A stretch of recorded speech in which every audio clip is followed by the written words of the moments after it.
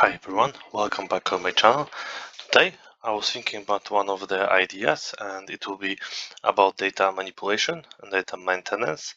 So usually when we have some group of people and people are working in company, they can possible that they will have some different settings on our computer. And I was thinking that usually difference are based on Microsoft or Windows or Mac OS, and because of that you can possibly have different settings in data or in dot and commas. So I was thinking maybe I will show you how to use VBA to change data from dots to comma, and you can just change it if you want to have the other way around, so no problem.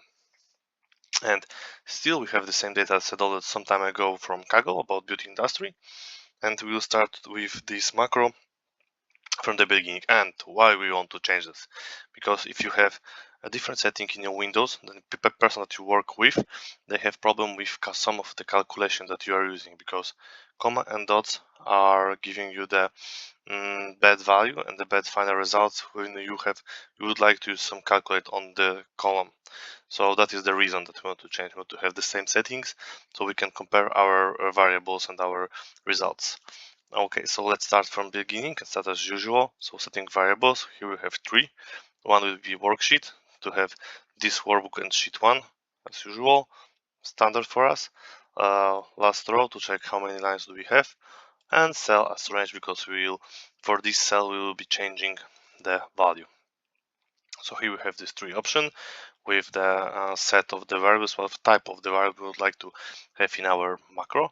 Then we are starting with set the first one. So WS as this workbook sheet one.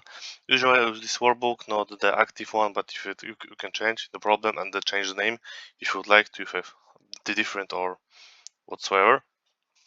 Then we have this value in this particular workbook in column F. So what we are checking here is the last row.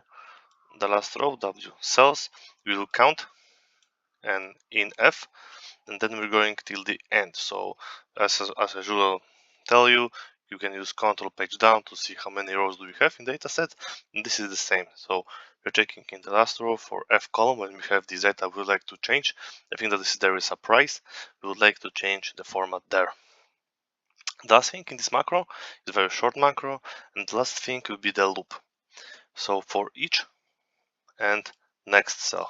So in this structure we're going for each cell in W range F1, so we're starting from the top till the end, so the last row, if it's not empty. So if this is empty, don't go with there, it's empty, we cannot adjust their value. Then cell value, so the information inside the cell should be replaced. So here we are using the replace function, and in their place we need to add cell value, so the value is already there, the dot and the comma. So I would like to, in this particular value, change dot to comma, and we're using replace format.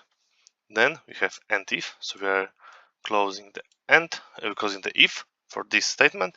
Then we're going to the next cell in F column till the last row. That's it for this video. Thank you for watching.